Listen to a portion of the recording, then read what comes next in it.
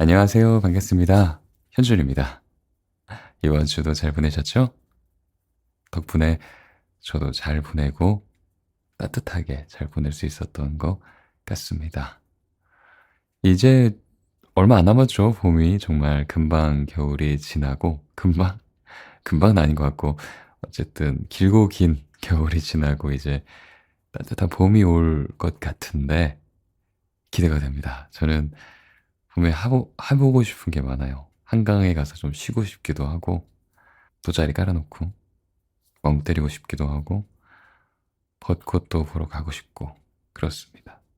매년 벚꽃은 꼭 봤던 것 같아요. 그럴 때가 행복인 것 같아요. 그런 여유가 곧 삶인 것 같고요. 커다란 어떤 행복이 아니라 그런 소소한 일상에서 주는. 그래요. 오늘 제가 최근에 읽은 브라이언 트레이시의 행동하지 않으면 인생은 바뀌지 않는다 라는 책을 가져와 보았습니다. 자기계발서인데 읽으면서 되게 공감이 많이 되는 부분이 있어서 이렇게 여러분들과 나누고 싶어서 가져오게 되었습니다. 요즘 우리 다들 그렇잖아요. 뭔가 아침에 일어나서 핸드폰을 보잖아요. 버릇처럼 인스타나 유튜브를 보면 간혹 동기부여 영상이 뜹니다.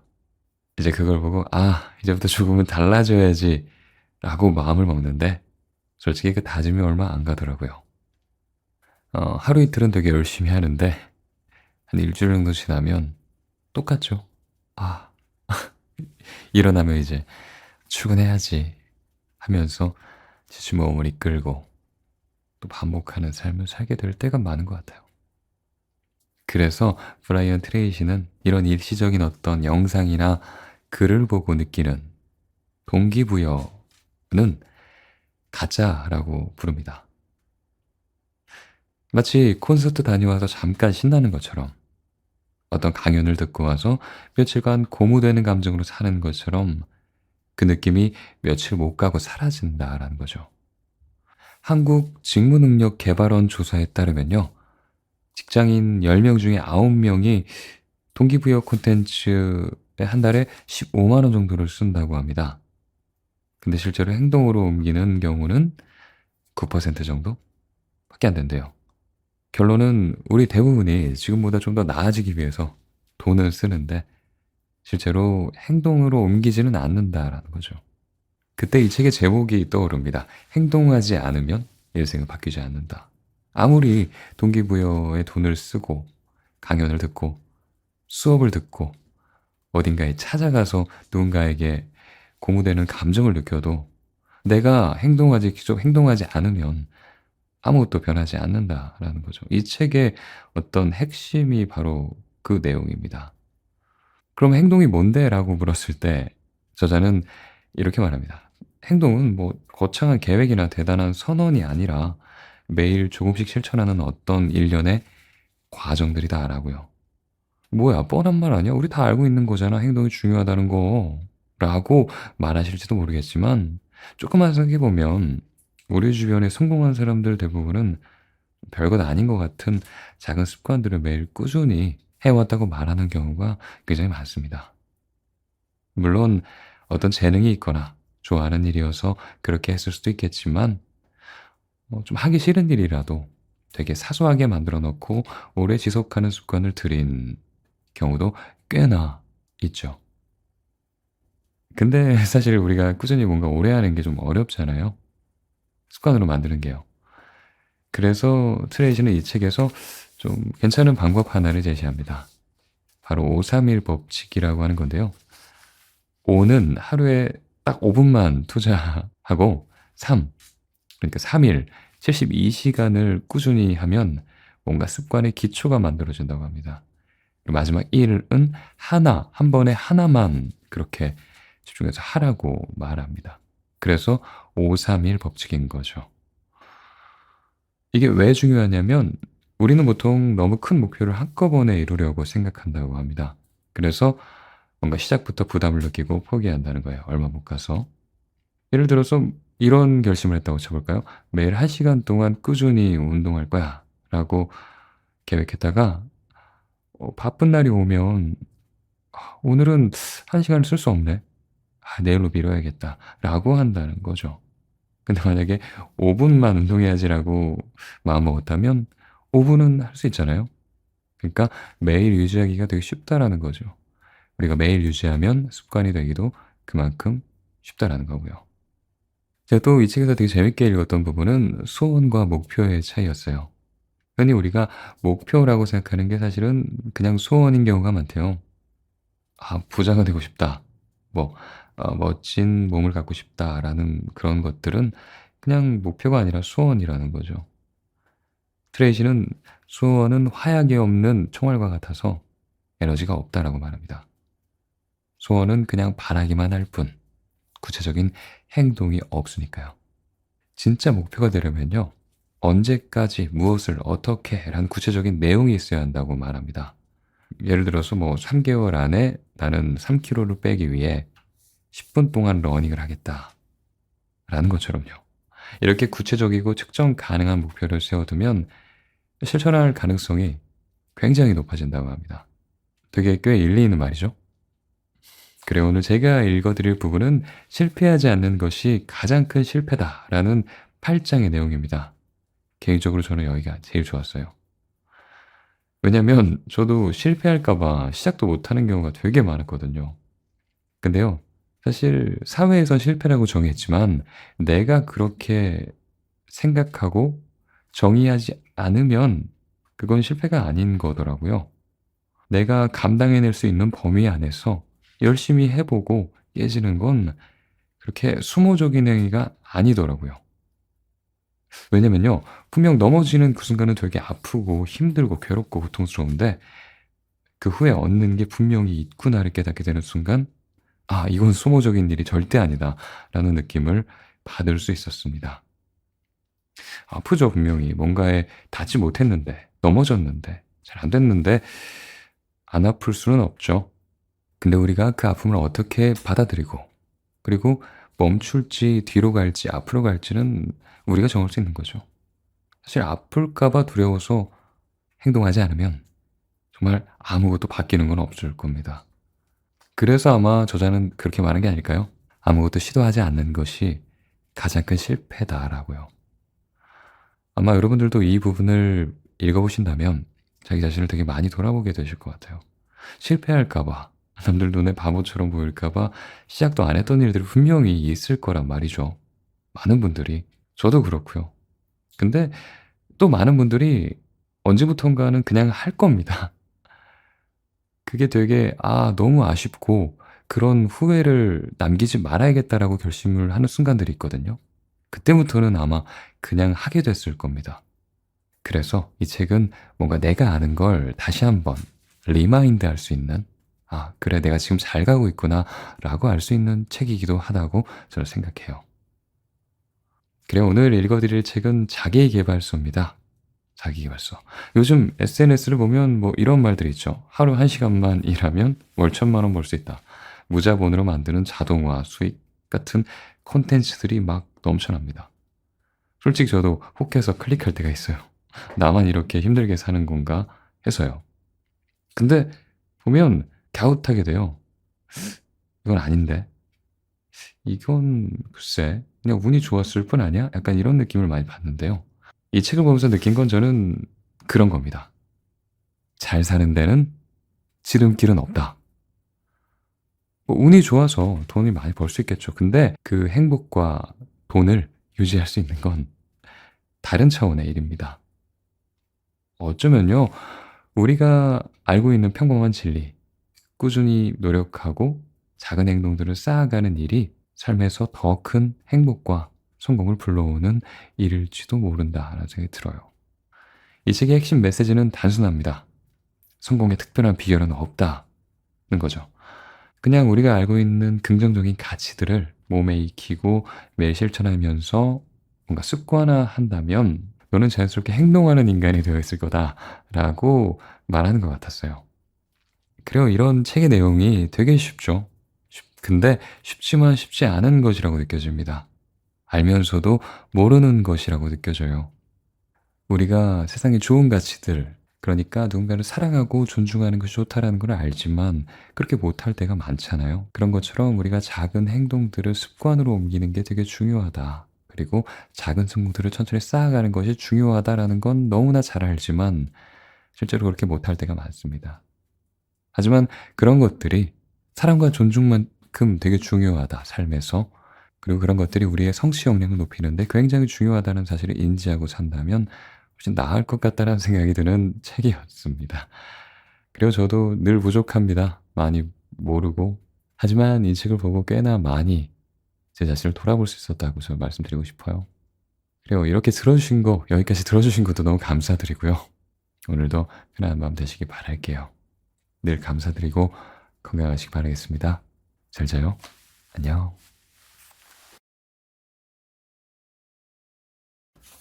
실패하지 않는 것이 가장 큰 실패다. 전 세계 엘리트들이 모여 공부하는 하버드 대학교나 스탠퍼드 대학교 등 미국의 명문 대학교에서 입학 면접을 볼 때 꼭 묻는 질문이 있다. 뭔가 실패한 경험이 있습니까? 실수와 패배, 좌절과 시련이 더 큰 목표를 성취하기 위한 밑바탕이 되어준다는 사실을 알기 때문이다. 하버드 대학교 경영학과 로사베스 모스켄터 교수는 승자와 패자의 차이는 어떻게 패배를 받아들이느냐에 있다라고 말하기도 했다. 실패의 경험으로부터 학습하는 자세를 강조한 말이다. 나 역시 강연에서 사전 프로그래밍이라는 개념을 강조한다. 원치 않던 상황을 마주했을 때 당황하지 않고 대응할 수 있도록 미리 시뮬레이션을 돌려보고 잠재의식에 기록해두는 일을 뜻한다. 살면서 실수와 실패, 장애물, 좌절감, 실망감을 피할 수는 없다. 그렇다고 실패할 것이 무서워 그냥 가만히 있는다면 그것보다 더 어리석은 일은 없을 것이다. 인간은 끊임없이 도전하는 동물이다. 의식적으로 이런 생각을 반복해야 한다. 나는 살면서 온갖 문제와 어려움을 겪겠지만 그로 인해 쓰러지지는 않아. 나는 무슨 일이 있어도 다시 일어날 수 있어. 좀 더 준비해서 다시 시도하거나 다른 방법을 찾아낼 거야. 누구든 실패를 경험하는 순간 마치 명치를 세게 얻어맞거나 뒤통수라도 한 대 맞은 듯한 충격을 얻는다. 잘 되리라 생각했던 일이 진행이 되지 않으면 실망감을 넘어 절망한다. 기대감이 클수록 절망도 커진다. 당신은 그런 상태에 얼마나 오래 머무르는가? 금세 훌훌 털고 일어나서 새로 도전하는가? 목표했던 일을 성취하지 못하고 기대와 현실이 정면으로 충돌한다면 누구나 자신감을 잃고 우울해지는 게 당연하다. 그렇다고 해도 평소 잠재의식에 사전 프로그래밍을 해두면 곧바로 회복할 수 있다. 어떤 문제가 생길지 미리 예측해서 적절한 대비책을 생각해두면 실제로 문제가 발생했을 때 즉시 적용해 해결할 수 있다. 나는 기업 경영인들을 컨설팅할 때 시간과 비용의 법칙을 강조한다. 계획하는 모든 일에는 예상보다 2배 더 많은 비용이 들고 3배 더 오랜 시간이 걸린다는 점을 역설하는 것이다. 특히 사업을 처음 시작하는 사람이 손익분기점에 빠르게 도달하고자 할 때 그땐 반드시 이 법칙이 적용된다. 성과를 창출하기 위해서는 항상 예상 비용보다 큰 돈을, 예상 시간보다 오랜 시간을 투자해야 한다. 내가 이런 말을 하면 사람들은 처음엔 믿지 않는다. 자신의 사업은 예상대로 흘러가서 계획에 딱 맞게 성공하리라 믿는다. 하지만 나중에는 모두 이렇게 말한다. 처음 그 말을 들었을 땐요, 다른 모든 이들에게 적용되어도 저에게는 해당되지 않는 얘기라고 느꼈거든요. 뭐 철저하게 준비했으니까요. 근데 피해갈 수가 없더군요. 시간과 비용의 법칙은 사실이었어요. 모든 일은 당신이 생각한 것보다 더 많은 비용과 시간을 요구하므로 이것을 당신의 계산에 꼭 포함시켜야 한다. 미리 알고 있으면 기대한 대로 일이 풀리지 않아도 실망하거나 무너지지 않을 수 있다. 마음 한구석에 이런 일이 있을 거라고 뭐 충분히 예상했지 라고 생각하라는 말이다. 그러면 예상대로 일이 풀리지 않아도 계속 해나갈 힘이 생긴다. 이것이 사전 프로그래밍의 핵심이다. 실패에 대비해 미리 사고방식을 프로그래밍해 두면 일이 잘못되어 넘어져도 절망하지 않고 다시 일어설 수 있다. 때로는 가장 큰 실패처럼 보이는 일에서 가장 큰 성공이 시작되기도 한다. 사업을 시작했다가 크게 망하고 파산했지만 그 경험에서 얻은 교훈으로 나중에 훨씬 더 큰 성공을 거두는 사람이 그 예다. 그들은 첫 사업을 접은 뒤 절망하기는커녕 가슴을 쓸어내리며 안도하기도 한다. 그리고는 이렇게 생각한다. 그래, 뭐 첫 사업이 망해서 오히려 다행인지도 몰라. 업계 상황이 그리 좋지 않았잖아. 그 일에 뛰어든 주변 지인들은 뭐 전부 다 모든 걸 잃었잖아. 나도 피해야 적지 않지만 그나마 짧은 시간 손해를 입고 나와서 그런가? 천만다행이다. 난 역시 운이 좋아. 실제로 하버드 경영대학원에서 24년간 스타트업을 비롯한 130여 개의 기업 사례를 연구한 토마스 아이젠만 교수는 창업가들에게 공통적으로 겪는 위험 요인들이 있으며 이에 어떻게 대응하느냐에 따라 기업의 생사가 갈린다고 했다. 빠르게 실패하면 빠르게 배워서 다시 시도할 수 있다는 것은 이미 역사를 통해 증명된 사실이다. 전구를 발명해낸 위인 에디슨은 실험과 연구를 끊임없이 반복하며 이렇게 말하지 않았는가? 난 실패한 것이 아니다. 성공하지 못하는 방법을 또 하나 찾아낸 것이다.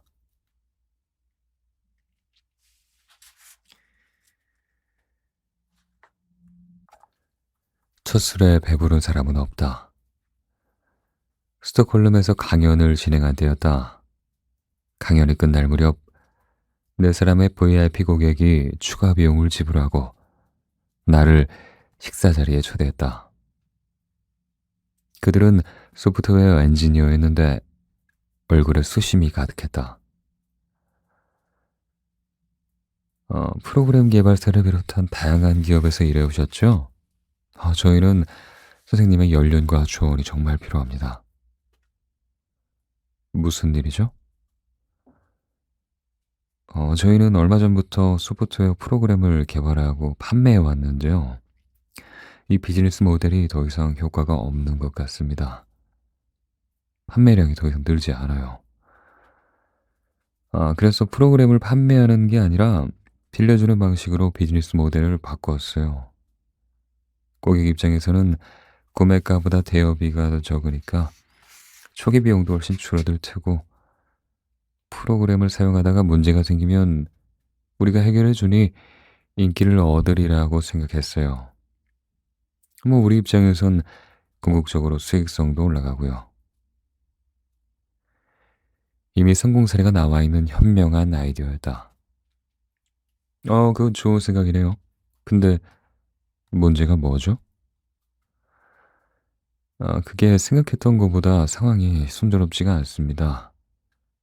비즈니스 모델을 바꾼 뒤에 매출은 오히려 떨어졌고 세일즈팀의 반대도 심해요. 우리 고객들은 제품을 빌려 쓰는 것보다 사서 쓰는데 이미 익숙해져 있다는 거죠. 음, 그렇군요. 근데 걱정 마세요. 피터 드러커는 새로운 수익 모델이 제대로 성과를 거두는 버전에 이르기까지는 최소한 4번의 수정이 필요하다고 했어요. 뭐 훨씬 더 많이 필요할 때도 있고요. 지금까지 한 번 수정하셨네요. 앞으로 몇 번만 더 하면 평균 수준에 오르고 사업도 잘 굴러갈 겁니다. 그러자 그들의 얼굴에 비로소 안도의 빛이 떠올랐다. 그렇게 말씀해 주셔서 정말 감사합니다. 우리는 새로운 비즈니스 모델을 잘 구축한다면 즉시 효과가 나타날 거라고 생각했어요. 근데 선생님의 말씀을 듣고 보니까 저희가 좀 성급했던 것 같네요. 사업은요, 요리 레시피를 연구하는 것과 비슷해요. 아무리 인류 레스토랑의 셰프라고 해도 처음 시도하는 메뉴는 그다지 훌륭하지 않죠. 신메뉴를 출시하고 고객의 피드백을 바탕으로 식재료와 조리법을 끊임없이 수정하며 훌륭한 레시피를 만들어가는 겁니다.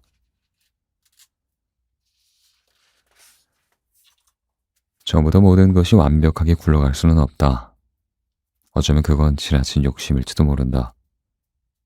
세상에는 없는 게 없을 정도로 온갖 제품과 서비스가 넘쳐나고 지금 이 순간에도 무수히 많은 아이디어가 나오고 있기에 고객의 요구는 점점 더 정교해지기 때문이다.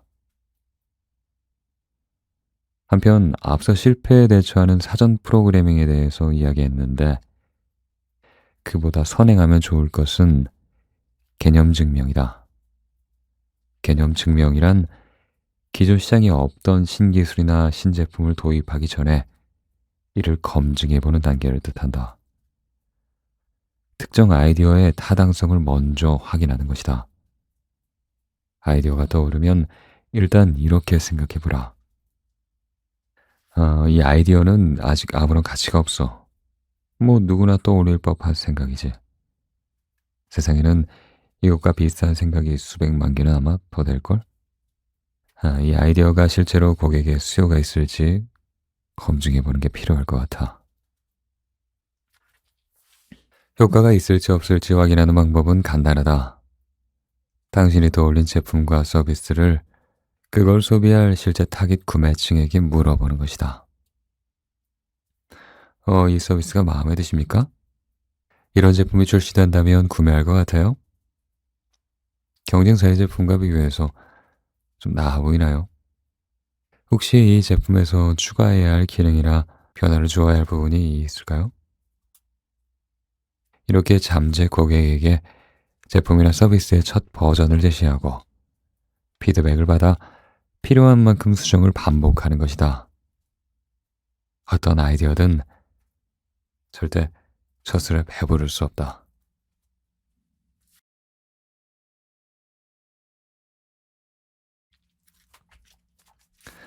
빠르게 실패할수록 빠르게 성공한다.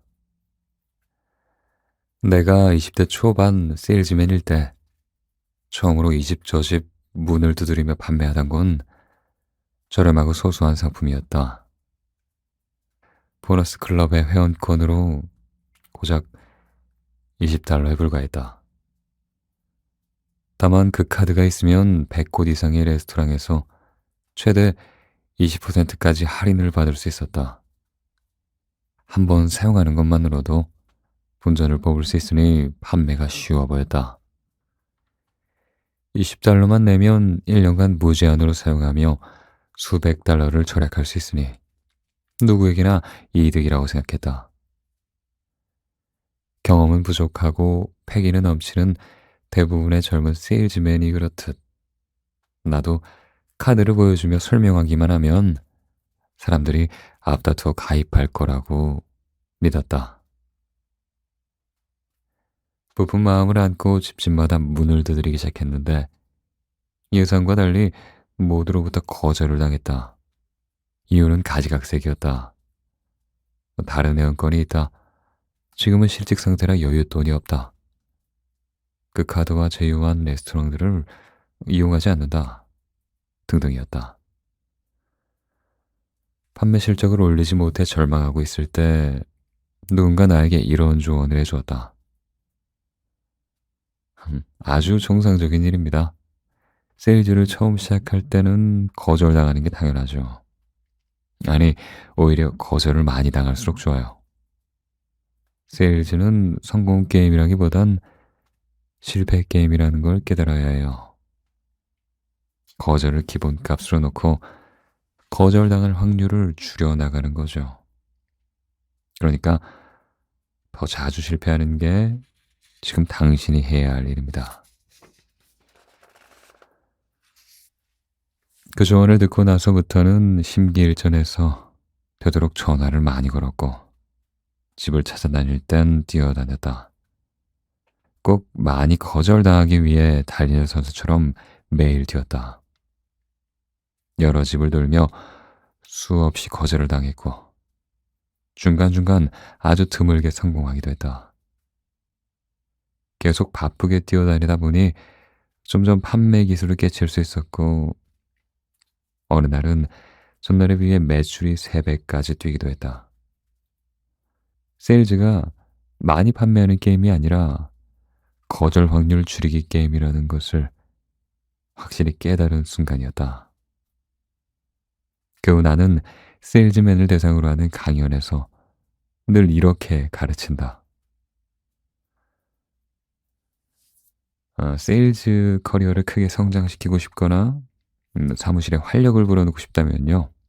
지금 제가 소개하는 게임을 한번 해보세요. 저는 이걸 천하제일 전화대회라고 부릅니다. 매출을 올려야겠다는 생각은 잠깐 접어두고 누가 가장 먼저 100건의 통화를 완료하는지 시합을 하는 겁니다. 전화뿐만 아니라 직접 대면하거나 방문하는 세일즈에도 적용할 수 있죠. 가장 먼저 전화를 100통 걸거나 가장 빠르게 100곳의 집을 방문한 사람이 우승하는 게임입니다. 우승자에게는 회사에서 보상을 줘야겠죠. 동네에서 가장 비싸고 맛있는 레스토랑은 어떨까요? 지치고 부담스러울 수 있는 세일즈 업무를 재밌는 게임으로 바꾸는 것이다. 어차피 세일즈맨들은 매일 몇 통의 전화를 했는지 상사에게 보고한다. 매일 그날 저녁을 즐길 수 있는 고급 레스토랑 식사권이 보상으로 걸려 있으면 다들 더 열정적으로 일할 것이다. 실제 판매로 이어지는가는 그 다음 문제다. 그런데 단지 이렇게 많이 전화를 거는 것만으로도 놀랍게도 매출은 폭발한다. 한 텔레마케팅 회사에서 컨설팅을 한 적이 있는데 그 회사는 내가 말한 이 게임을 아예 회사 시스템으로 도입했다. 다만 약간 변형해서 단순히 통화 건수가 아니라 오전 내 가장 먼저 10번 거절당한 사람에게 점심값을 지급하기로 한 것이다. 직원들은 매일 출근하자마자 자리에 앉아 전화기를 들고 경마장에 나란히 서서 출발 신호를 기다리는 말처럼 그렇게 대기했다. 오전 8시 30분에 누군가가 시작이라고 외치면 다들 일사불란하게 전화를 걸었다. 누군가가 10번을 채우고 벌떡 일어나 종을 울릴 때까지, 그때까지 말이다. 우승자가 정해진 뒤에는 이런 대화가 오간다. 뭐 어떻게 됐어? 아직 10번 못 채운 거야? 어떤 고객이 제품을 사고 싶다고 하더라고. 주문이랑 결제 도와주느라 시간이 지체됐어. 나도, 난 2개 팔았어. 10번 거절당할 수가 없더라고. 계속 사겠다는 사람이 나와서 말이야. 많은 기업들이 이 방법을 업무에 적용하고 가장 먼저 놀라는 포인트는 매출이 아니라 회사의 분위기다. 세일즈가 고역스러운 업무가 아니라 흥미진진한 게임으로 바뀌었고 직원들이 웃으며 일하기 때문이다. 모두가 긍정적인 태도로 밝게 웃으며 일하니 수화기 너머의 고객들에게도 좋은 에너지가 자연스럽게 전해진다. 직원들은 고객들이 제품을 사는지보다 통화 건수를 채우겠다는 생각으로 신나서 전화를 했는데 고객들은 어쩐지 끌림을 느끼고 제품에 대해 더 자세히 말해보라 하는 식이다. 결국 이 게임이 실제 판매로 이어져서 회사의 매출까지 크게 오르는 것은 두말할 나위가 없었다. 놀랍게도 해당 텔레마케팅 회사의 사장은 억만장자가 되어 50세 이른 나이에 은퇴를 했다. 지금은 미국 서부의 휴양도시 팜스프링스로 이사해 매일 골프를 치며 노을을 즐기고 있다. 직원들이 거절당할 것을 걱정하지 않고 게임처럼 세일즈를 즐기게 했던 게 폭발적인 매출 성장의 비결이었다고 그는 회고하고 있다.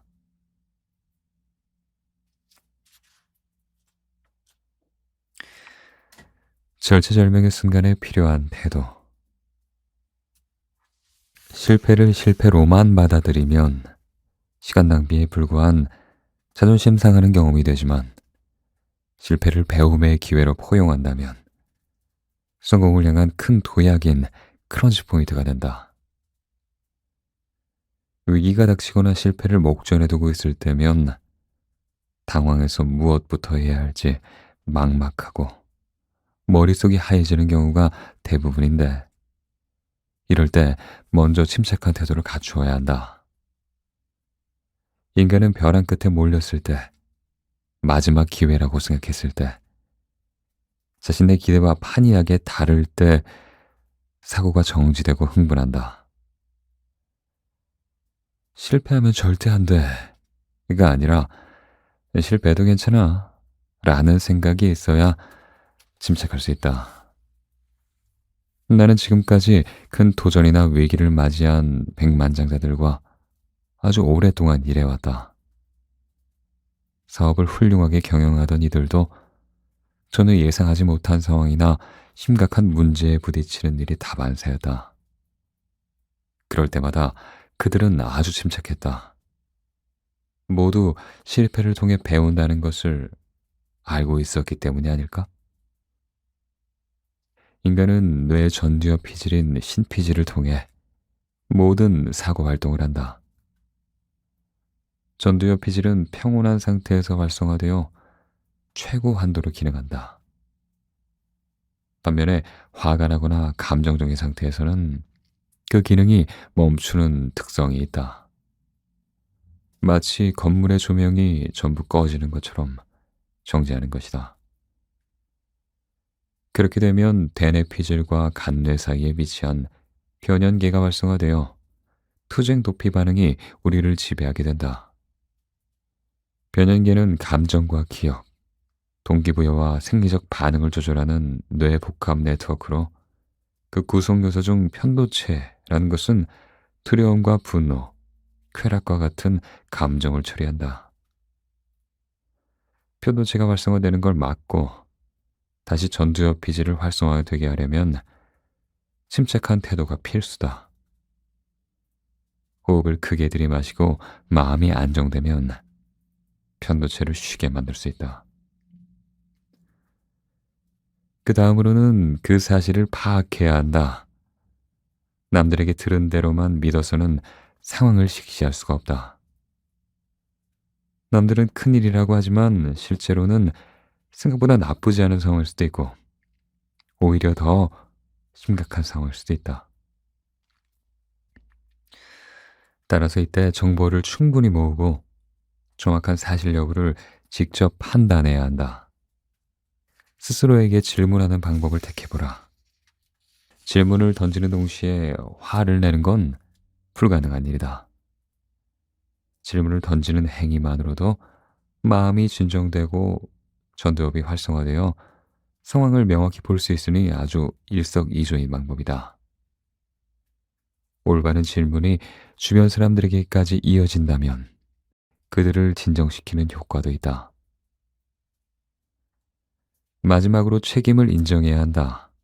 일이 잘못되었을 땐 자기도 모르게 다른 사람이나 상황 탓을 하는 경우가 생기기 마련인데 남의 탓으로 돌리는 순간 화가 날 것이고 이는 편도체의 활성화를 의미한다.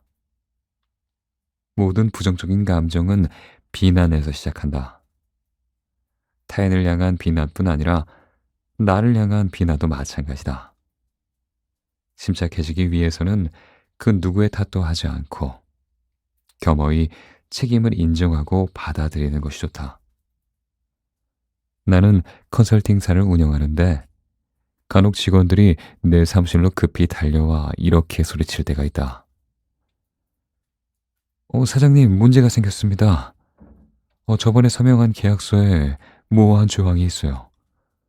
상대 측에서 일부러 그렇게 작성한 것 같은데. 그러면 난 이렇게 대답한다. 잠시만 진정하세요. 이 계약의 담당자였죠? 당신이 충분히 해결할 수 있을 겁니다. 함께 확인해 볼까요? 조항이 정확히 어떤 조항이 문제죠? 계약서를 썼던 날 그 상황을 기억하나요? 나는 직원들이 문제를 나에게 넘기지 않고 스스로 책임지도록 격려한다. 물론 내가 할 수 있는 선에서 최대한 도울 것이니 괜찮다는 어조로 말이다. 그러면 직원들은 침착하게 상황을 파악하고 얼마 뒤에 생각을 정리해 논리적인 해결책을 제시한다. 아, 그때 고객사에서 이 조항에 특이점이 있다는 걸 말해줬는데 제가 다른 일로 정신이 없어서 흘려들었던 것 같습니다. 죄송합니다. 제 책임이니까 제가 직접 고객사에 다시 전화해서 이 조항을 수정할 수 있는지 확인해 볼게요. 괜찮겠죠?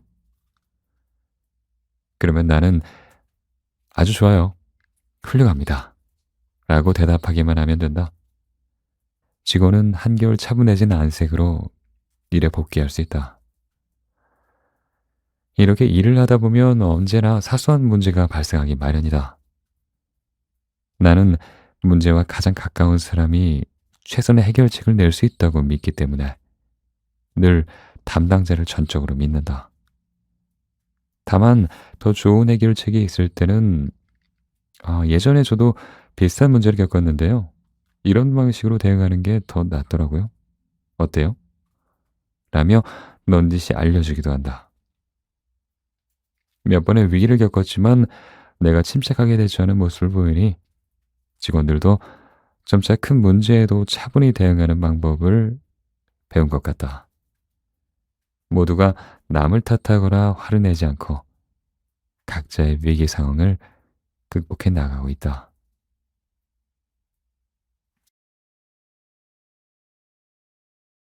인생은 모든 요소들이 맞물려 돌아간다. 성공하고 싶다고 일에만 관심을 쏟고 가정이나 건강을 소홀히 한다면 결국 일에도 큰 차질이 생긴다. 그래서 이번엔 인생의 또 다른 중요한 영역인 결혼 생활과 재산 건강 문제를 관리하는 법을 다루고자 한다. 먼저 결혼 생활의 문제는 대표적으로 혼인 관계가 끝나는 이혼을 둘 수 있다. 사랑하는 사람과 행복한 미래를 그리며 그러면서 결혼하지만 살다 보면 불화를 겪을 수 있다. 이혼은 한 사람의 삶에서 아주 충격적인 사건이다. 우호적으로 관계를 잘 마무리할 수도 있지만 어떤 경우엔 길고 끔찍한 다툼으로 번질 수도 있기 때문이다. 시간이 흐르며 잘 맞던 사람들 사이의 관계가 삐그덕거리는 건 지극히 평범한 일이다. 어느 날은 비가 오고 어느 날은 햇살이 쨍한 것처럼 사람들 사이의 갈등도 자연스럽게 벌어진다. 따라서 누구의 잘못이라고 일방적으로 비난하고 싸우는 것은 전혀 도움이 되지 않는다. 배우자와 갈등이 생길 때 한번 이렇게 생각해보자. 우리 사이에 갈등이 있네. 하지만 난 저 사람을 싫어하지 않고 저 사람도 마찬가지야. 우린 서로를 탓할 필요는 없어. 잘못한 게 아니라 다를 뿐이니까. 살다 보면 다양한 문제로 관계가 멀어지는 순간도 있을 수 있는 거지. 감정적으로 대응하지 않고 차분하게 생각하면 오해를 풀고 갈등을 해결할 수 있을지도 모른다. 해결할 수 없다면 잘 합의해서 이혼하고 남은 삶을 다른 방식대로 살아가면 된다. 이혼 과정에서 서로를 비난하고 무섭게 다투는 일은 아무런 도움이 되지 않는다. 있는 사실만 그대로 바라보면 된다. 살면서 겪을 수 있는 다른 충격적인 문제는 바로 경제적인 파산이다. 사실 성공한 이들 대부분 파산했던 경험이 있다. 모든 백만장자는 여러 번 파산했거나 적어도 파산 직전까지 갔다고 해도 과언이 아니다. 헨리 포드는 자동차 산업을 일궈내기 전까지 두 번이나 파산했다. 그러나 결국 포기하지 않았고 60대 들어서 비로소 세계에서 제일 가는 부자가 되었다. 경제적으로 문제가 생기면 몹시 고통스럽고 막막하다. 그래도 아무리 어려운 상황에서도 인생은 길다는 사실과 평판이 몹시 중요하다는 사실을 기억하라. 특히 인간관계를 어떻게 여기는지는 평판을 좌우하는 중요한 요소이므로 파산 상태에서도 주변 모든 사람들에게 최선을 다하는 모습을 잃지 말아야 한다. 가진 돈을 모두 잃었다고 동업자나 투자자에게 화를 내거나 한탄하지 말라. 파산에도 여러 이유가 있다. 경험이 부족한 상태에서 사업을 시작했을 수도 있고, 비즈니스의 문제가 아니라 시장 상황이 갑자기 안 좋아졌을 수도 있다. 어찌됐든 파산을 했다면 받아들이고 접어야 한다. 이때도 어떤 태도로 임했는지가 중요하다. 파산이라는 극단적인 상황에서도 배울 점은 분명히 찾을 수 있다. 내 친구 중 하나는 20대 중반에 사업을 시작해서 열심히 일했다. 집에도 거의 가지 못하고 하루에 16시간 이상을 회사에서 보냈다. 그렇게 2, 3년 정도가 지났을까? 불경기가 오자 그의 회사는 결국 문을 닫았다. 그는 돈이 부족해서 살던 집을 팔고 본가로 들어갔지만 거기에서 주저하지 않고 반년 가까이 실패를 곱씹으며 끝까지 배울 점을 찾아냈다.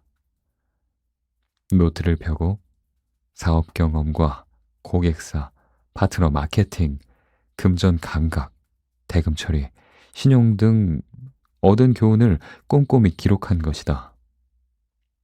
이를 바탕으로 얼마 뒤 새로운 사업을 시작할 수 있었고 몇 년 뒤에는 결국 수백만 달러의 자산가가 될 수 있었다. 파산뿐만 아니라 직장을 잃는 것도 살면서 큰 시련 중 하나다. 직장을 잃었다고 스스로의 능력을 부정하고 절망할 필요는 없다. 어쩌면 당신은 어울리지 않는 회사에서 억지로 끼워 맞춰 살고 있었을지도 모른다. 이렇게 생각해보면 어떨까? 직장을 잃음으로써 다른 일을 시작할 기회를 얻었다고 말이다. 피터 드러커는 회사가 무능한 직원을 그냥 품고 가는 것처럼 잔인한 일은 없다고 했다.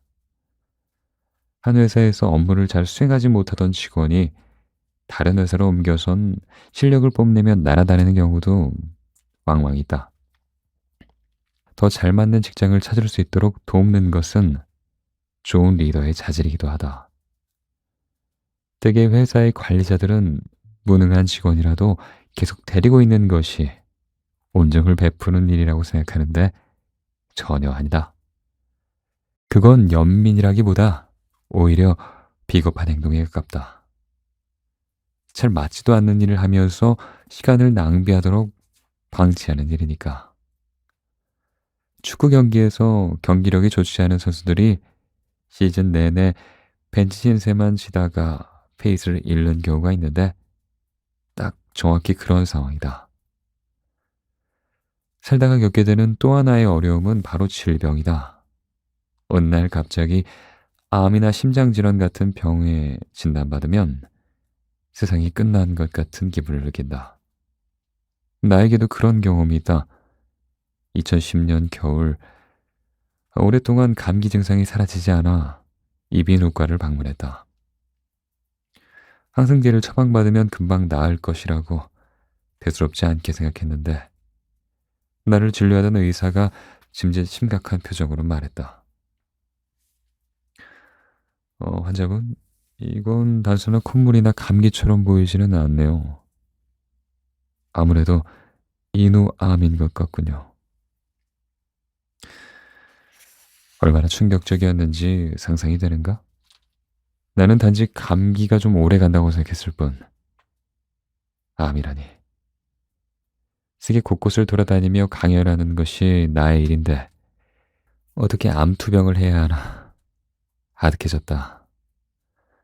일단 병원에서 나와 차를 몰고 집으로 향하는데, 마침 그날 예정된 중요한 전화 인터뷰가 생각났다.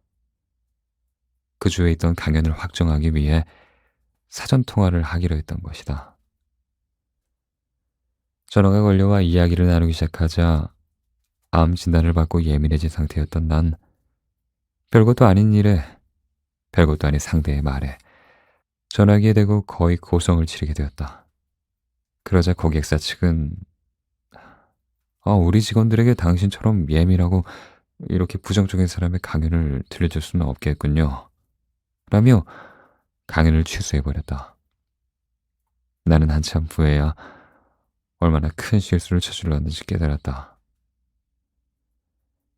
일단 침착함을 되찾아야 했다. 스스로 세운 규칙에 따라 마음을 차분히 가라앉히고 인후암에 대한 각종 자료를 찾았다. 암에 관한 책을 30권은 넘게 읽은 것 같다. 검색도 멈추지 않았다. 각종 의료 사이트를 방문해 내가 걸린 암에 대해서 자세히 알아보았다. 나는 목에 생긴 흑색종에 의한 인후암 1기였다. 아직 말기가 아니기에 충분히 치료할 수 있었다. 다시 의사를 찾아가 치료법을 자세히 물었다. 그는 일단 조직 검사를 받고 암세포를 정확히 찾아낸 다음 항암 치료로 암의 크기를 줄여야 한다고 했다. 그 다음에 방사선 치료로 남은 암세포를 제거하는 과정을 거쳐야 했다. 치료 과정은 반년 정도 걸립니다. 꽤 불편하고 고통스러울 거예요. 머리카락도 많이 빠질 테고 목의 통증도 클 거예요. 뭔가 삼키거나 맛보지도 못할 겁니다. 하지만 잘 치료받고 회복하면 6개월 뒤엔 다시 무리 없이 강연할 수 있을 겁니다. 나는 치료 과정을 성실히 잘 따랐다. 무리하지 않았고 마음의 안정을 찾으려 노력했다. 암과 관련된 책과 자료도 계속해서 찾아 읽었다. 이때 암에 대한 잘못된 치료법도 있음을 알게 되었다. 제대로 된 의사를 만나서 다행이라고 생각하며 지속적으로 건강을 잘 챙긴 결과 6개월 뒤에는 싱가포르에서 최상의 컨디션으로 강연을 할 수 있었고 청중에게 기립박수까지 받았다. 만일 당신의 몸에 큰 이상이 생겼다면 의사의 말을 전적으로 믿길 권한다. 환자들이 빠르게 쾌유해 건강한 상태로 돌아가게 돌보는 것이 그들의 일이다. 그들의 설명에 귀를 기울이고 그들이 제안하는 표준적인 치료법을 따르면 된다. 걱정은 몸을 더 망가뜨릴 뿐이다. 준비된 사람은 갑작스레 닥쳐오는 위기도 피할 수 있다. 또한 커다란 사고가 휩쓸고 지나간 뒤에도 다시 시작할 힘이 생긴다. 미래를 무작정 걱정하는 것이 아니라 가능성에 대비해 준비하라는 것이다. 당신이 문제를 해결해낸 모습을 생생히 생각하라. 위기를 예측하고 적절한 대비책만 세워둔다면 극복할 수 없는 실패는 없다.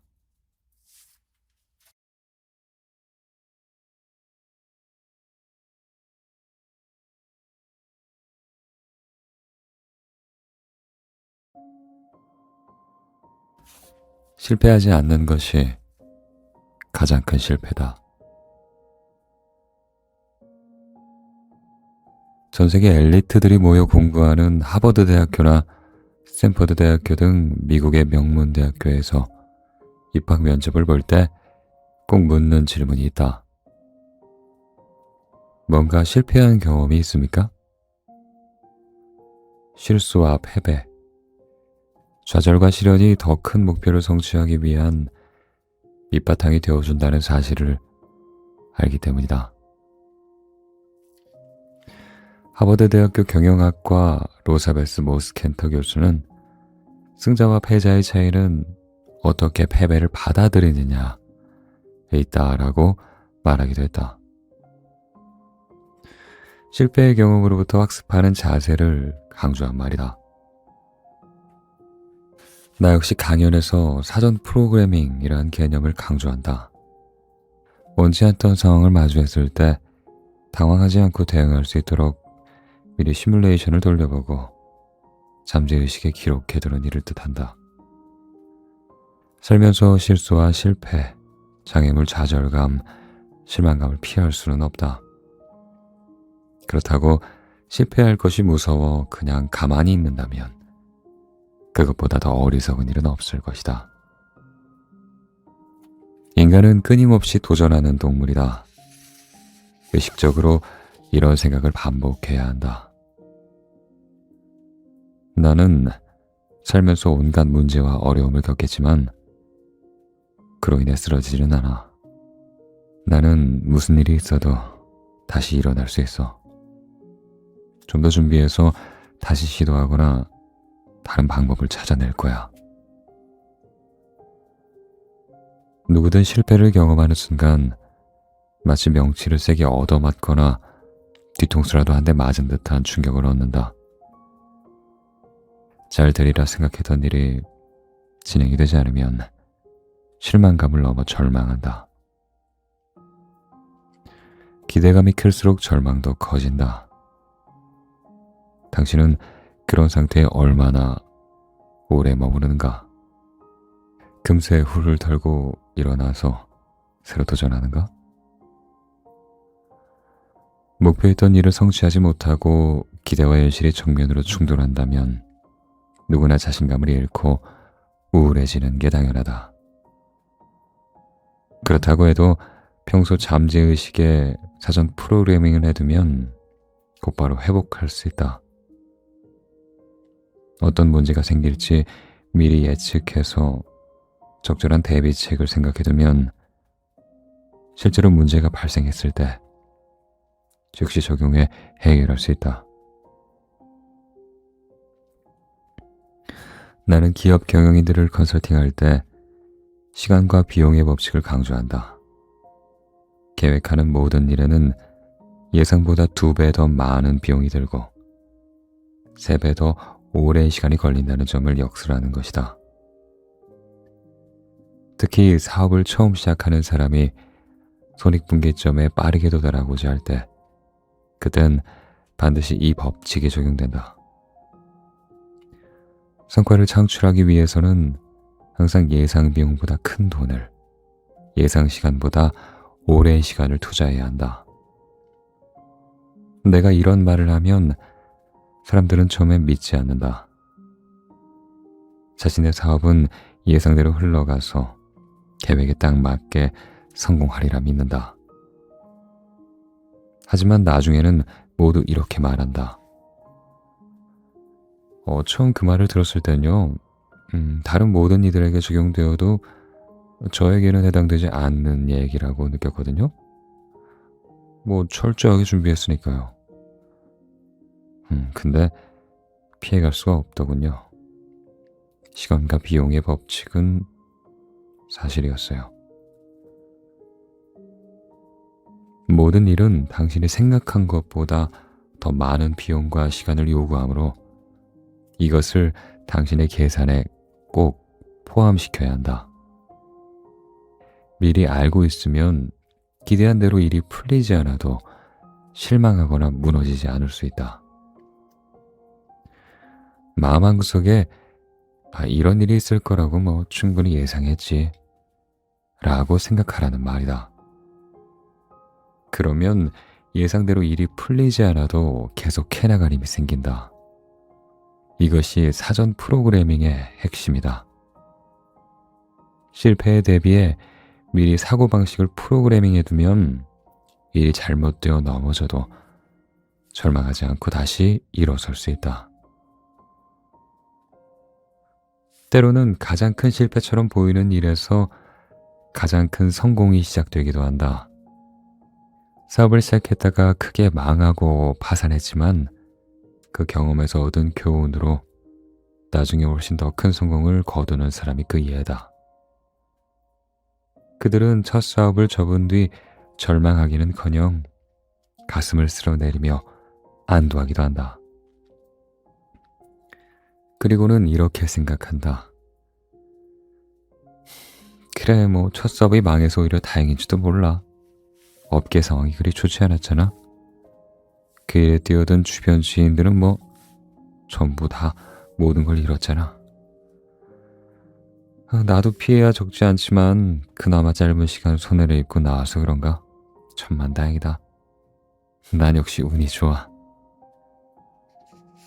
실제로 하버드 경영대학원에서 24년간 스타트업을 비롯한 130여 개의 기업 사례를 연구한 토마스 아이젠만 교수는 창업가들에게 공통적으로 겪는 위험 요인들이 있으며 이에 어떻게 대응하느냐에 따라 기업의 생사가 갈린다고 했다.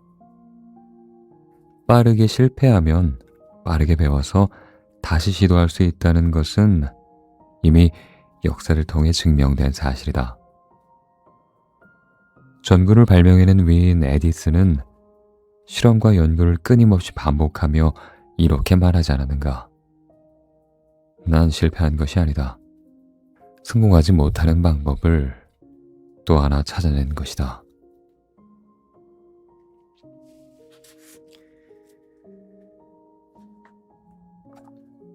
첫 술에 배부른 사람은 없다.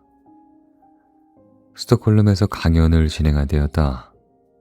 강연이 끝날 무렵 4사람의 VIP 고객이 추가 비용을 지불하고 나를 식사 자리에 초대했다. 그들은 소프트웨어 엔지니어였는데 얼굴에 수심이 가득했다. 프로그램 개발사를 비롯한 다양한 기업에서 일해오셨죠? 저희는 선생님의 연륜과 조언이 정말 필요합니다. 무슨 일이죠? 저희는 얼마 전부터 소프트웨어 프로그램을 개발하고 판매해 왔는데요. 이 비즈니스 모델이 더 이상 효과가 없는 것 같습니다. 판매량이 더 이상 늘지 않아요.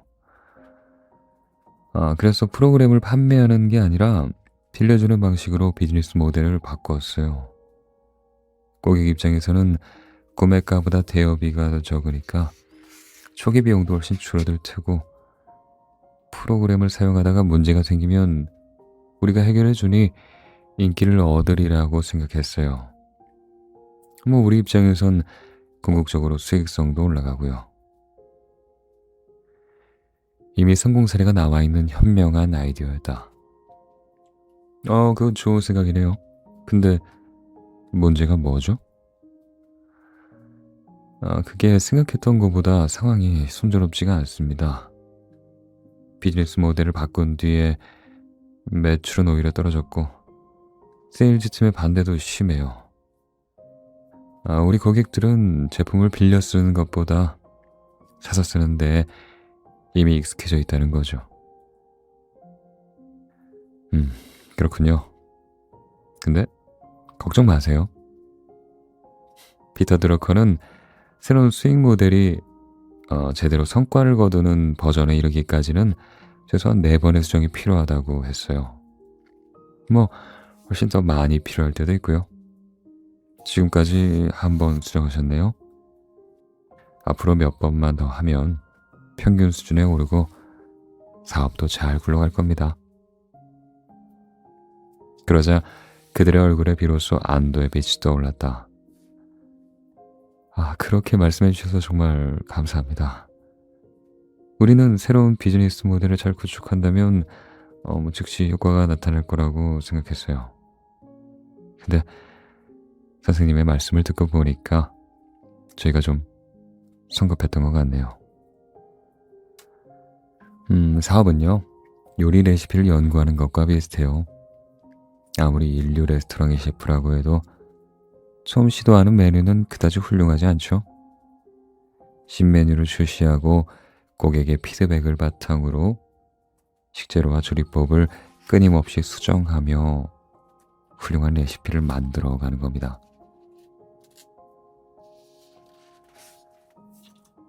처음부터 모든 것이 완벽하게 굴러갈 수는 없다. 어쩌면 그건 지나친 욕심일지도 모른다. 세상에는 없는 게 없을 정도로 온갖 제품과 서비스가 넘쳐나고 지금 이 순간에도 무수히 많은 아이디어가 나오고 있기에 고객의 요구는 점점 더 정교해지기 때문이다. 한편 앞서 실패에 대처하는 사전 프로그래밍에 대해서 이야기했는데 그보다 선행하면 좋을 것은 개념 증명이다.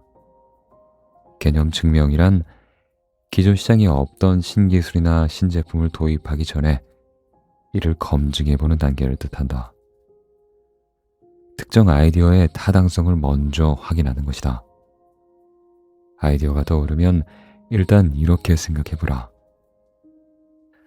이 아이디어는 아직 아무런 가치가 없어.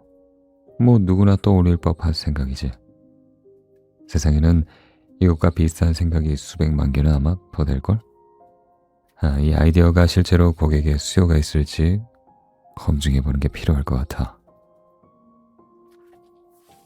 효과가 있을지 없을지 확인하는 방법은 간단하다.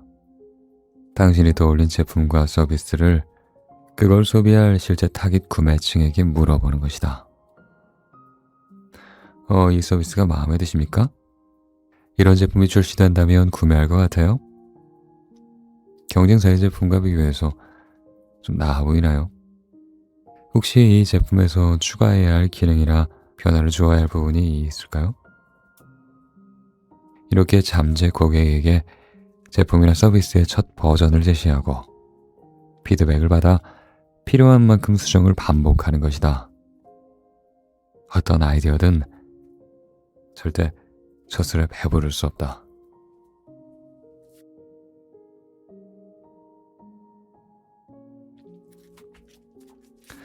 빠르게 실패할수록 빠르게 성공한다. 내가 20대 초반 세일즈맨일 때 처음으로 이 집 저 집 문을 두드리며 판매하던 건 저렴하고 소소한 상품이었다. 보너스 클럽의 회원권으로 고작 $20에 불과했다. 다만 그 카드가 있으면 100곳 이상의 레스토랑에서 최대 20%까지 할인을 받을 수 있었다. 한 번 사용하는 것만으로도 본전을 뽑을 수 있으니 판매가 쉬워 보였다. $20만 내면 1년간 무제한으로 사용하며 수백 달러를 절약할 수 있으니 누구에게나 이득이라고 생각했다. 경험은 부족하고 패기는 넘치는 대부분의 젊은 세일즈맨이 그렇듯 나도 카드를 보여주며 설명하기만 하면 사람들이 앞다투어 가입할 거라고 믿었다. 부푼 마음을 안고 집집마다 문을 두드리기 시작했는데 예상과 달리 모두로부터 거절을 당했다. 이유는 가지각색이었다. 다른 회원권이 있다. 지금은 실직 상태라 여윳돈이 없다. 그 카드와 제휴한 레스토랑들을 이용하지 않는다. 등등이었다. 판매 실적을 올리지 못해 절망하고 있을 때 누군가 나에게 이런 조언을 해주었다. 아주 정상적인 일입니다. 세일즈를 처음 시작할 때는 거절당하는 게 당연하죠. 아니, 오히려 거절을 많이 당할수록 좋아요. 세일즈는 성공 게임이라기보단 실패 게임이라는 걸 깨달아야 해요. 거절을 기본값으로 놓고 거절당할 확률을 줄여나가는 거죠. 그러니까 더 자주 실패하는 게 지금 당신이 해야 할 일입니다. 그 조언을 듣고 나서부터는 심기일전해서 되도록 전화를 많이 걸었고 집을 찾아다닐 땐 뛰어다녔다. 꼭 많이 거절당하기 위해 달리는 선수처럼 매일 뛰었다. 여러 집을 돌며 수없이 거절을 당했고 중간중간 아주 드물게 성공하기도 했다. 계속 바쁘게 뛰어다니다 보니 점점 판매 기술을 깨칠 수 있었고 어느 날은 전날에 비해 매출이 3배까지 뛰기도 했다. 세일즈가 많이 판매하는 게임이 아니라 거절 확률 줄이기 게임이라는 것을 확실히 깨달은 순간이었다. 그 후 나는 세일즈맨을 대상으로 하는 강연에서 늘 이렇게 가르친다. 세일즈 커리어를 크게 성장시키고 싶거나 사무실에 활력을 불어넣고 싶다면요. 지금 제가 소개하는 게임을 한번 해보세요. 저는 이걸 천하제일 전화대회라고 부릅니다. 매출을 올려야겠다는 생각은 잠깐 접어두고 누가 가장 먼저 100건의 통화를 완료하는지 시합을 하는 겁니다. 전화뿐만 아니라 직접 대면하거나 방문하는 세일즈에도 적용할 수 있죠. 가장 먼저 전화를 100통 걸거나 가장 빠르게 100곳의 집을 방문한 사람이 우승하는 게임입니다. 우승자에게는 회사에서 보상을 주어야겠죠. 동네에서 가장 비싸고 맛있는 레스토랑은 어떨까요? 지치고 부담스러울 수 있는 세일즈 업무를 재미있는 게임으로 바꾸는 것이다. 어차피 세일즈맨들은 매일 몇 통의 전화를 했는지 상사에게 보고한다. 매일 그날 저녁을 즐길 수 있는 고급 레스토랑 식사권이 보상으로 걸려있으면 다들 더 열정적으로 일할 것이다. 실제 판매로 이어지는가는 그 다음 문제다. 그런데 단지 이렇게 많이 전화를 거는 것만으로도 놀랍게도 매출은 폭발한다. 한 텔레마케팅 회사에서 컨설팅을 한 적이 있는데 그 회사는 내가 말한 이 게임을 아예 회사 시스템으로 도입했다. 다만 약간 변형해서 단순히 통화 건수가 아니라 오전 내 가장 먼저 10번 거절당한 사람에게 점심값을 지급하기로 한 것이다. 직원들은 매일 출근하자마자 자리에 앉아 전화기를 들고 경마장에 나란히 서서 출발 신호를 기다리는 말처럼 그렇게 대기했다. 오전 8시 30분에 누군가가 시작이라고 외치면 다들 일사불란하게 전화를 걸었다. 누군가가 10번을 채우고 벌떡 일어나 종을 울릴 때까지, 그때까지 말이다. 우승자가 정해진 뒤에는 이런 대화가 오간다. 뭐 어떻게 됐어? 아직 10번 못 채운 거야? 어떤 고객이 제품을 사고 싶다고 하더라고. 주문이랑 결제 도와주느라 시간이 지체됐어. 나도 난 2개 팔았어. 10번 거절당할 수가 없더라고. 계속 사겠다는 사람이 나와서 말이야. 많은 기업들이 이 방법을 업무에 적용하고 가장 먼저 놀라는 포인트는 매출이 아니라 회사의 분위기다. 세일즈가 고역스러운 업무가 아니라 흥미진진한 게임으로 바뀌었고 직원들이 웃으며 일하기 때문이다. 모두가 긍정적인 태도로 밝게 웃으며 일하니 수화기 너머의 고객들에게도 좋은 에너지가 자연스럽게 전해진다. 직원들은 고객들이 제품을 사는지보다 통화 건수를 채우겠다는 생각으로 신나서 전화를 했는데 고객들은 어쩐지 끌림을 느끼고 제품에 대해 더 자세히 말해보라 하는 식이다. 결국 이 게임이 실제 판매로 이어져서 회사의 매출까지 크게 오르는 것은 두말할 나위가 없었다. 놀랍게도 해당 텔레마케팅 회사의 사장은 억만장자가 되어 50세 이른 나이에 은퇴를 했다. 지금은 미국 서부의 휴양도시 팜스프링스로 이사해 매일 골프를 치며 노을을 즐기고 있다. 직원들이 거절당할 것을 걱정하지 않고 게임처럼 세일즈를 즐기게 했던 게 폭발적인 매출 성장의 비결이었다고 그는 회고하고 있다.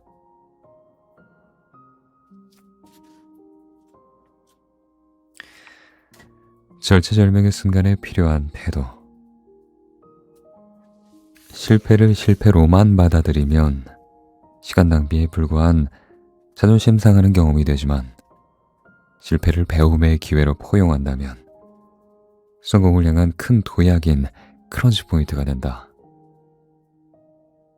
위기가 닥치거나 실패를 목전에 두고 있을 때면 당황해서 무엇부터 해야 할지 막막하고 머릿속이 하얘지는 경우가 대부분인데 이럴 때 먼저 침착한 태도를 갖추어야 한다. 인간은 벼랑 끝에 몰렸을 때, 마지막 기회라고 생각했을 때, 자신의 기대와 판이하게 다를 때 사고가 정지되고 흥분한다. 실패하면 절대 안 돼. 가 아니라 실패해도 괜찮아. 라는 생각이 있어야 침착할 수 있다. 나는 지금까지 큰 도전이나 위기를 맞이한 백만장자들과 아주 오랫동안 일해왔다. 사업을 훌륭하게 경영하던 이들도 전혀 예상하지 못한 상황이나 심각한 문제에 부딪히는 일이 다반사였다. 그럴 때마다 그들은 아주 침착했다. 모두 실패를 통해 배운다는 것을 알고 있었기 때문이 아닐까? 인간은 뇌 전두엽 피질인 신피질을 통해 모든 사고 활동을 한다. 전두엽 피질은 평온한 상태에서 활성화되어 최고 한도로 기능한다.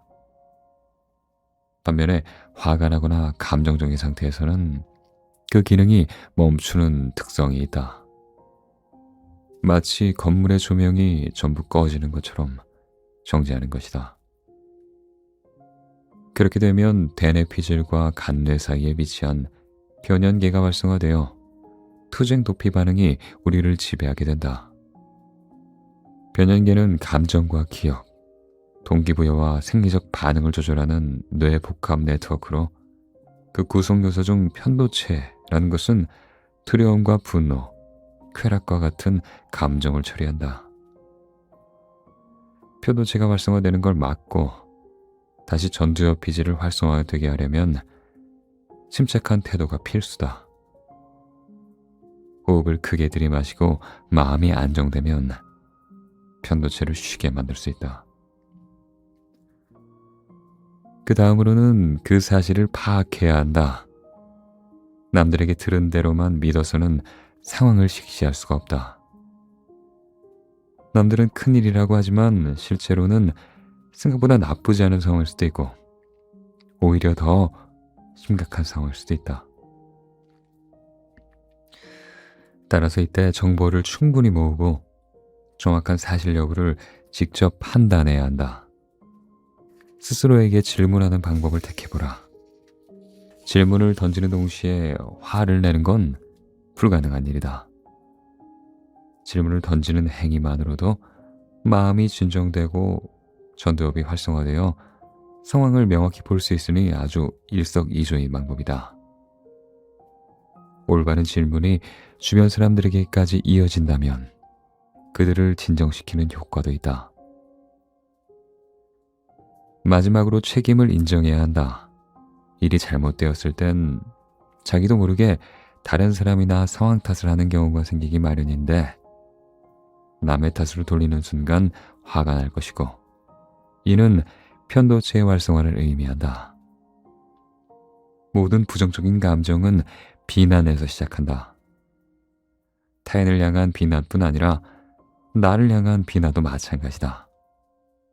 침착해지기 위해서는 그 누구의 탓도 하지 않고 겸허히 책임을 인정하고 받아들이는 것이 좋다. 나는 컨설팅사를 운영하는데 간혹 직원들이 내 사무실로 급히 달려와 이렇게 소리칠 때가 있다. 사장님, 문제가 생겼습니다. 저번에 서명한 계약서에 모호한 조항이 있어요. 상대 측에서 일부러 그렇게 작성한 것 같은데. 그러면 난 이렇게 대답한다. 잠시만 진정하세요. 이 계약의 담당자였죠? 당신이 충분히 해결할 수 있을 겁니다. 함께 확인해 볼까요? 조항이 정확히 어떤 조항이 문제죠? 계약서를 썼던 날 그 상황을 기억하나요? 나는 직원들이 문제를 나에게 넘기지 않고 스스로 책임지도록 격려한다. 물론 내가 할 수 있는 선에서 최대한 도울 것이니 괜찮다는 어조로 말이다. 그러면 직원들은 침착하게 상황을 파악하고 얼마 뒤에 생각을 정리해 논리적인 해결책을 제시한다. 그때 고객사에서 이 조항에 특이점이 있다는 걸 말해줬는데 제가 다른 일로 정신이 없어서 흘려들었던 것 같습니다. 죄송합니다. 제 책임이니까 제가 직접 고객사에 다시 전화해서 이 조항을 수정할 수 있는지 확인해 볼게요. 괜찮겠죠? 그러면 나는 아주 좋아요. 훌륭합니다. 라고 대답하기만 하면 된다. 직원은 한결 차분해진 안색으로 일에 복귀할 수 있다. 이렇게 일을 하다 보면 언제나 사소한 문제가 발생하기 마련이다.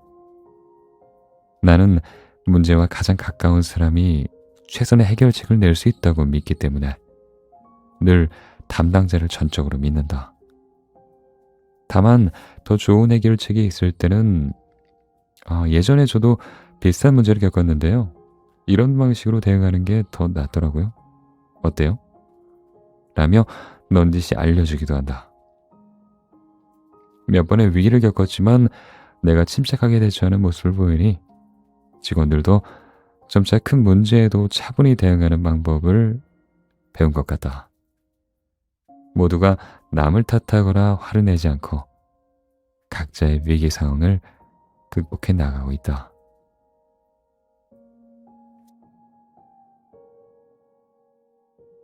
인생은 모든 요소들이 맞물려 돌아간다. 성공하고 싶다고 일에만 관심을 쏟고 가정이나 건강을 소홀히 한다면 결국 일에도 큰 차질이 생긴다. 그래서 이번엔 인생의 또 다른 중요한 영역인 결혼 생활과 재산 건강 문제를 관리하는 법을 다루고자 한다. 먼저 결혼 생활의 문제는 대표적으로 혼인 관계가 끝나는 이혼을 둘 수 있다. 사랑하는 사람과 행복한 미래를 그리며 그러면서 결혼하지만 살다 보면 불화를 겪을 수 있다. 이혼은 한 사람의 삶에서 아주 충격적인 사건이다. 우호적으로 관계를 잘 마무리할 수도 있지만 어떤 경우엔 길고 끔찍한 다툼으로 번질 수도 있기 때문이다. 시간이 흐르며 잘 맞던 사람들 사이의 관계가 삐그덕거리는 건 지극히 평범한 일이다. 어느 날은 비가 오고 어느 날은 햇살이 쨍한 것처럼 사람들 사이의 갈등도 자연스럽게 벌어진다. 따라서 누구의 잘못이라고 일방적으로 비난하고 싸우는 것은 전혀 도움이 되지 않는다. 배우자와 갈등이 생길 때 한번 이렇게 생각해보자. 우리 사이에 갈등이 있네. 하지만 난 저 사람을 싫어하지 않고 저 사람도 마찬가지야. 우린 서로를 탓할 필요는 없어. 잘못한 게 아니라 다를 뿐이니까.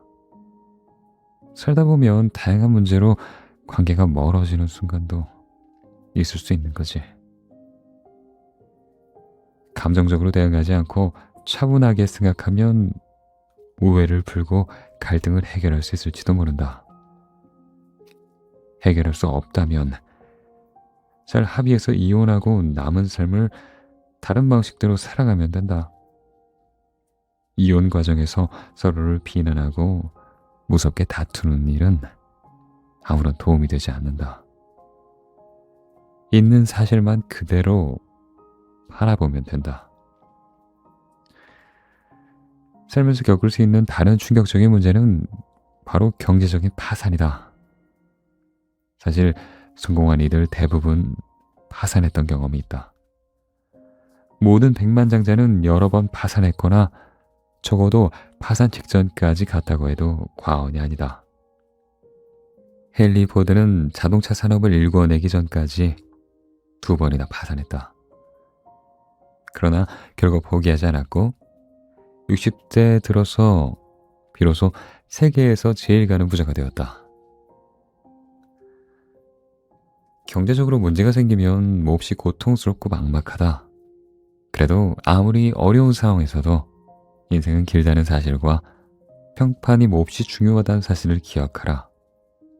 특히 인간관계를 어떻게 여기는지는 평판을 좌우하는 중요한 요소이므로 파산 상태에서도 주변 모든 사람들에게 최선을 다하는 모습을 잃지 말아야 한다. 가진 돈을 모두 잃었다고 동업자나 투자자에게 화를 내거나 한탄하지 말라. 파산에도 여러 이유가 있다. 경험이 부족한 상태에서 사업을 시작했을 수도 있고, 비즈니스의 문제가 아니라 시장 상황이 갑자기 안 좋아졌을 수도 있다. 어찌됐든 파산을 했다면 받아들이고 접어야 한다. 이때도 어떤 태도로 임했는지가 중요하다.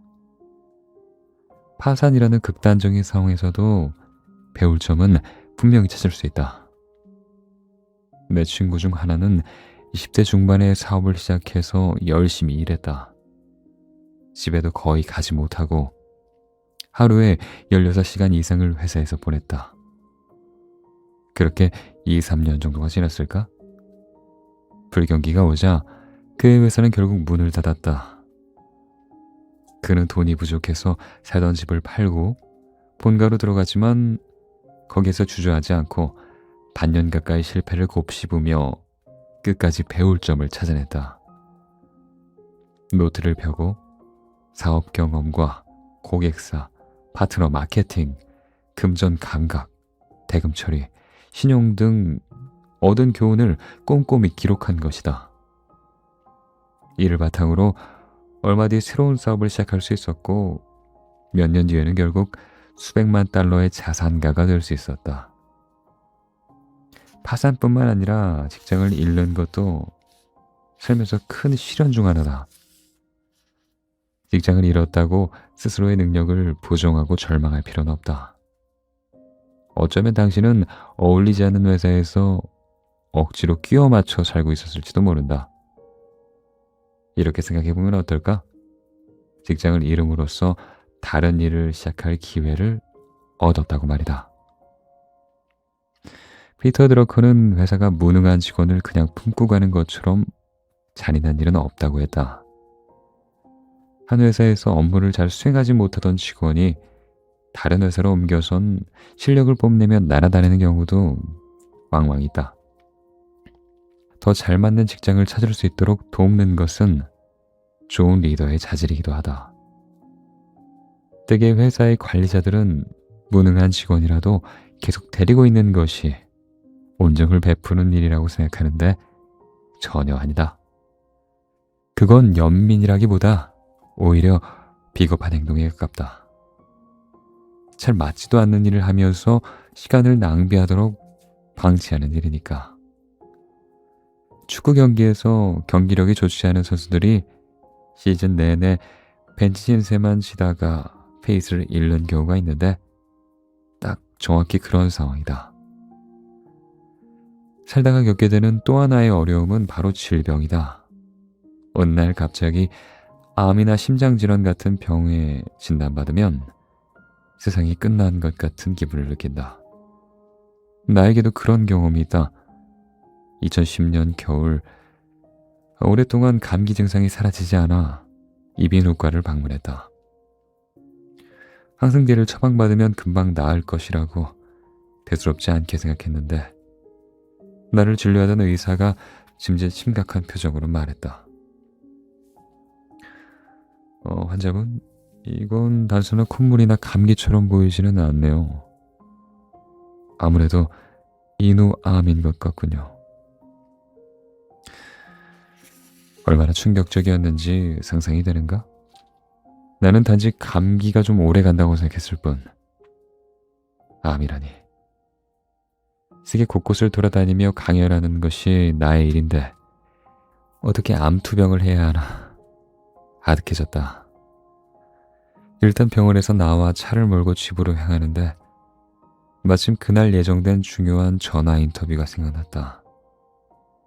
그 주에 있던 강연을 확정하기 위해 사전 통화를 하기로 했던 것이다. 전화가 걸려와 이야기를 나누기 시작하자 암 진단을 받고 예민해진 상태였던 난 별것도 아닌 일에 별것도 아닌 상대의 말에 전화기에 대고 거의 고성을 지르게 되었다. 그러자 고객사 측은 우리 직원들에게 당신처럼 예민하고 이렇게 부정적인 사람의 강연을 들려줄 수는 없겠군요. 라며 강연을 취소해버렸다. 나는 한참 후에야 얼마나 큰 실수를 저질렀는지 깨달았다. 일단 침착함을 되찾아야 했다. 스스로 세운 규칙에 따라 마음을 차분히 가라앉히고 인후암에 대한 각종 자료를 찾았다. 암에 관한 책을 30권은 넘게 읽은 것 같다. 검색도 멈추지 않았다.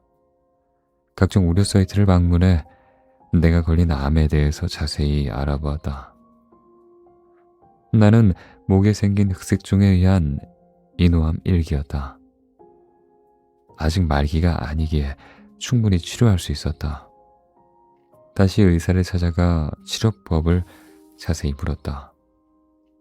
그는 일단 조직 검사를 받고 암세포를 정확히 찾아낸 다음 항암 치료로 암의 크기를 줄여야 한다고 했다. 그 다음에 방사선 치료로 남은 암세포를 제거하는 과정을 거쳐야 했다. 치료 과정은 반년 정도 걸립니다. 꽤 불편하고 고통스러울 거예요. 머리카락도 많이 빠질 테고 목의 통증도 클 거예요. 뭔가 삼키거나 맛보지도 못할 겁니다. 하지만 잘 치료받고 회복하면 6개월 뒤엔 다시 무리 없이 강연할 수 있을 겁니다. 나는 치료 과정을 성실히 잘 따랐다. 무리하지 않았고 마음의 안정을 찾으려 노력했다. 암과 관련된 책과 자료도 계속해서 찾아 읽었다. 이때 암에 대한 잘못된 치료법도 있음을 알게 되었다. 제대로 된 의사를 만나서 다행이라고 생각하며 지속적으로 건강을 잘 챙긴 결과 6개월 뒤에는 싱가포르에서 최상의 컨디션으로 강연을 할 수 있었고 청중에게 기립박수까지 받았다. 만일 당신의 몸에 큰 이상이 생겼다면 의사의 말을 전적으로 믿길 권한다. 환자들이 빠르게 쾌유해 건강한 상태로 돌아가게 돌보는 것이 그들의 일이다. 그들의 설명에 귀를 기울이고 그들이 제안하는 표준적인 치료법을 따르면 된다. 걱정은 몸을 더 망가뜨릴 뿐이다. 준비된 사람은 갑작스레 닥쳐오는 위기도 피할 수 있다. 또한 커다란 사고가 휩쓸고 지나간 뒤에도 다시 시작할 힘이 생긴다. 미래를 무작정 걱정하는 것이 아니라 가능성에 대비해 준비하라는 것이다. 당신이 문제를 해결해낸 모습을 생생히 생각하라. 위기를 예측하고 적절한 대비책만 세워둔다면 극복할 수 없는 실패는 없다.